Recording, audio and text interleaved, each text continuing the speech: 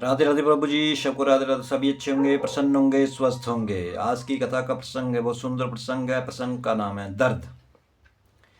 बालक के पैर में से खून निकल रहा था।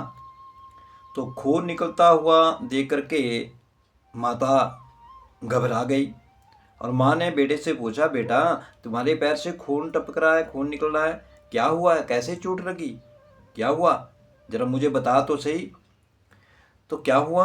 जब माता ने पूछा, ये बात पूछी, तो बेटा कहता, कुछ नहीं हुआ मेरी माँ। या तो मैंने कुल्हाड़ी से अपने पैर को थोड़ा छील करके देखा था। अब देखो, उस बेटे ने माँ से क्या कहा कि मैया मैंने अपने पैर को कुल्हाड़ी से थोड़ा सा काट करके देखा, यानी कि छील करके देखा, उसकी चमड़ी उतार करके देखी। अब जब बालक का ऐसा अबोध उत्तर था कि माता गुस्सा होते हुए बोली, क्या तू बेवकूफ़ हो गया? तू क्या मूर्ख बन गया है? तुझे क्या दिमाग नहीं है जो तू कुल्हाड़ी से अपना पैर काट करके उसकी चमड़ी छील करके देख रहा है? कोई अपने पैर को भी काटता है कुल्हाड़ी से क्या? क्या कोई पैर को छीलता है क्या? अगर जख्म बड़ा हो जाता, अगर चोट ज़्यादा लग जाती और पैर बेकार हो जाता, अगर पैर काटना पड़ जाता, फिर क्या करता तू? तूने ऐसा किया क्यों?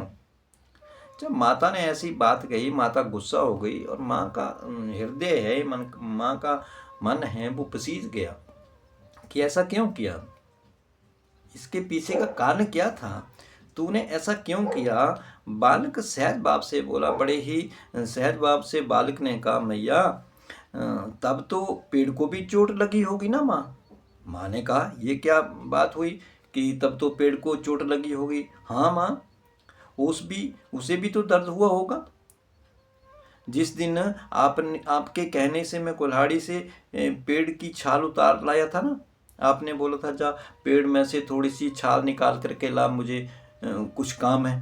तो फिर मैं कुल्हाड़ी लेकर के गया था और मैंने उस पेड़ में से छाल उतारी थी, तो उसे भी तो दर्द हुआ होगा ना मेरी माँ। तभी मेरे मन में ये ख्याल आया कि मैं अपने शरीर पर कुल्हाड़ी चलाकर तो देखूं कि कैसा लगता है। तो बच्चे के वचन सुन करके माँ की आंखों में आंसू आ गए। माँ ने उस अबोध बालक को अपने सीने से लगा लिया। क्यों? बेटे के मन का भाव वो माँ जान गई कि वो देखता है कि उसको ये पता चल गया। माँ कह उठी कि लगाते हुए कह उठी कि इस छोटी उम्र में तुझे यह लगा कि पेड़ों में भी जीव है।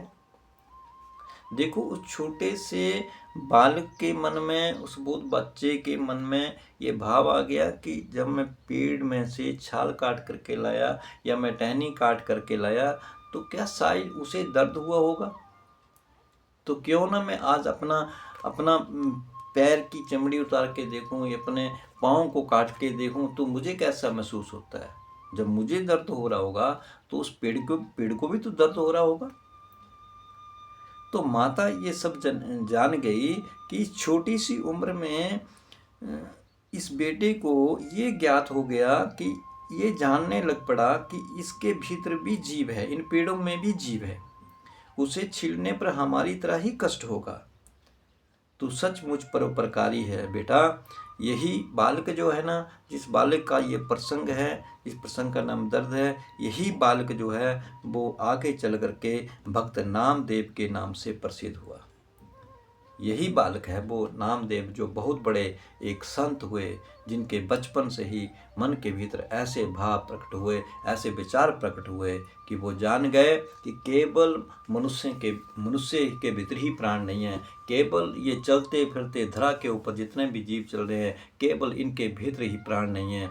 ये जो धरा के ऊपर खड़े हैं, ये जो पेड़ पौधे हैं, ये जो टहनियाँ हैं, ये जो बड़े बड़े दरख्त हैं, ये झाड़ी, ये कांटे, ये फल, ये फूल, जितने भी धरा के ऊपर ये जो हमें दिख रहे हैं, पहाड़ों को छोड़ करके, इन पत्थरों को छोड़ करके, हर एक के भीतर जीव ही पनप रहा है। वो जीव के द्वारा ही बढ़ रहे हैं। उनके वो हर एक पेड़ पौधा, हर एक धरा के ऊपर पैदा होने वाला, वो भले ही साग हो, सब्जी हो, फल हो, फूल हो, घास हो, जैसा भी हो, जो बढ़ रहा है, तो बालक वो जान गया कि हर एक इस चीज़ के भीतर, हर एक वस्तु के भीतर एक जीव है, और वो जीव होने के कारण ही ये पेड़ पौधा जो है धरा के ऊपर बढ़ता चला जा रहा है, और इसके भीतर प्राण है, तभी तो ये बढ़ रहा है।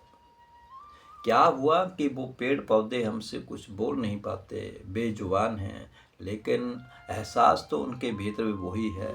जब उन्हें हम काटते होंगे तो दर्द तो उन्हें भी होता होगा। हमें थोड़ी सी चोट लग जाए, कहीं पाँव मुड़ जाए, पाँव में ठोकर लग जाए, हमें एहसानियत दर्द प्रकट होता है, एहसानियत दर्द हमें होता है। तो जिस पेड़ को हम काटते हैं, जिस पौधे को हम काटते हैं, जिस चीज़ को हम काटते हैं, तो उसको भी तो दर्द होता होगा, लेकिन उसका एहसास हमें कैसे? एहसास तो उसी को होगा जिसको चोट लगेगी, एहसास हमें उसका कैसे होगा? लेकिन इतना सब कुछ होते हुए, इस सभी कष्टों को सहते हुए, सबसे ज़्यादा अगर सहनशीलता है तो इन्हीं चीज़ों के है। केवल मनुष्य को छोड़ करके हर एक जीव में सहनशीलता होगी। क्यों? वो बोल नहीं सकता, वो कह नहीं सकता, वो अपने दुख को प्रकट नहीं कर सकता। दुख तो उसे भी होता होगा, खुशी तो उसे भी प्रकट मिलती होगी, लेकिन वो उसको प्रकट कैसे करे? उसको प्रकट कैसे कर सकता है? वो तो वही जान सकता है उसके भाव को, जिस बच्चे की तरह, उस सिद्धार्थ, उस बेटे की तरह वो जान सकता है, जिसने देखा कि उस पेड़ को भी शायद दर्द हुआ होगा जब मैं उसको काट के लाया, जब मैंने उसकी ऊपर की छाल को उतारा होगा, तो दर्द तो उसको भी हुआ होगा, रोया तो वो ही हुआ होगा। इसलिए इस धरा के ऊपर मैं ये नहीं कहता हूँ कि हमें पेड़ पौधों को काटना नहीं चाहिए, क्योंकि ये हमारे काम के लिए, हमारे कार्य के लिए हैं, परहित के काम आने वाली चीज़ें, वस्तुएं हैं। अगर हमें ये हमारे परहित के काम आती हैं, हमारे काम आने वाली, अगर ये पेड़ पौधे, ये घास फूस, ये फल फूल हैं, तो हमें भी तो इनके प्रति प्रेम भाव दिखाना चाहिए। अगर एक पौधा अगर काटा है तो हमें उसकी जगह दूसरा पौधा हमें लगाना चाहिए। हमें अगर एक फूल हमने तोड़ा है तो उसकी जगह दूसरे फूल का पौधा हमें लगाना चाहिए। इसी तरह धरती के ऊपर ये महकते रहेंगे, इस तरह धरती हरी भरी रहेगी हमारी। तो जिससे हरी भरी धरती हमारी रहेगी तो हमें सांस लेने में कोई प्रॉब्लम नहीं होगी, हमें अच्छी ऑक्सीजन मिलेगी, अच्छी हवा मिलेगी, तरोताज़ा हवा मिलेगी। और जितने धरा के ऊपर पेड़ पौधे होंगे तो हमारा मौसम भी अपने समय के अनुसार आता हुआ दिखेगा, बारिश होगी, मौसम बदलेंगे, सब कुछ होगा। लेकिन जब धरा के ऊपर से पेड़ पौधे काट दिए जाएंगे, जड़ी बूटियाँ काट दी जाएंगी, उखाड़ ली जाएंगी, तो ये धरा सुनसान हो जाएगी, उजाड़ हो जाएगी। फिर तो ना बारिश होगी, तो केवल धूप ही पनपेगी, क्योंकि यही पेड़ हैं, यही वो पौधे हैं जिनके ऊपर वो जीव जंतु, वो पक्षी अपना घोंसला बनाते हैं, अपना घर बनाते हैं, और अपने नवजात बच्चों के साथ, उन जीवों के साथ, छोटे छोटे चूजों के साथ वो उस पेड़ के ऊपर घोंसला बना करके रहते हैं, अपने परिवारों के संग रहते हैं। अगर इसी तरह हमारे घर को उजाड़ दिया जाए, इसी तरह अगर हमारे उस घर को उजाड़ने की कोशिश करे तो हमें कितना दुख होगा। उसी तरह उन पक्षियों को भी दुख होता होगा।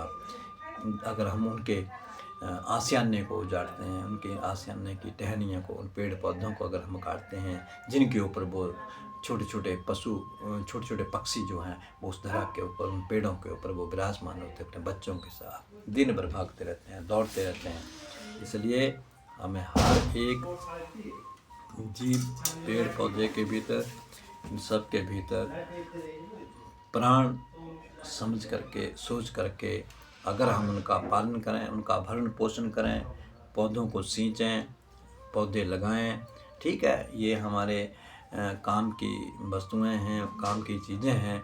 हमें लकड़ी भी चाहिए, हमें ईंधन भी चाहिए, हमें घर परिवार के लिए, इमारतों के लिए भी लकड़ी चाहिए, हमें चाहिए, अवश्य चाहिए। ये हमारे हित के लिए ही बनी है चीज़ें। लेकिन हम दूसरे की वस्तुओं के प्रति, दूसरी चीज़ों के प्रति ही अगर हम अपने फ़ायदे के लिए उनको काटते चले जाएं और उनकी जगह दूसरा न लगाएं, तो फिर तो पूरी धरती पेड़ों से, पौधों से खाली हो जाएगी। इसलिए ठीक है, हमें भी उनकी तरह परहित के काम आना चाहिए, उनसे हमें कुछ शिक्षा लेनी चाहिए। लेकिन हम केवल अपने तक सीमित हैं, लेकिन वो पेड़ पौधे हमारे अपने तक सीमित नहीं हैं, वो केवल सबके लिए हैं। वो पशुओं के लिए चारा देते हैं, वो पक्षियों के लिए घोंसला देते हैं, घर देते हैं, वो हमारे घर परिवार के लिए ईंधन देते हैं, हमारे घर के दरवाज़ों के लिए लकड़ी देते हैं, छत को बनाने के लिए वो लकड़ी देते हैं। कितना परहित करते हैं, वो कितने दूसरे के काम आने वाली चीज़ें हैं। हमें भी उनसे कुछ शिक्षा लेनी चाहिए, जो हम किसी के दूसरे के प्रति हम काम आ सकें। नहीं तो हम जैसे आए हैं वैसे ही चले जाएंगे, बाकी कुछ नहीं होगा। प्रभु जी, तो ये प्रसंग कैसा लगा, जो नामदेव के नाम से वो बेटा विख्यात हुआ, वो एक संत बने। वो संत ऐसा कि जिसे माता जी दर्शन दिया करती थी, वो प्रभु दर्शन दिया करते थे, ऐसा संत। तो आज का प्रसंग आपको कैसा लगा, अवश्य लाइक करें, शेयर करें और मेरे चैनल को सब्सक्राइब करें। सबको राधे राधे।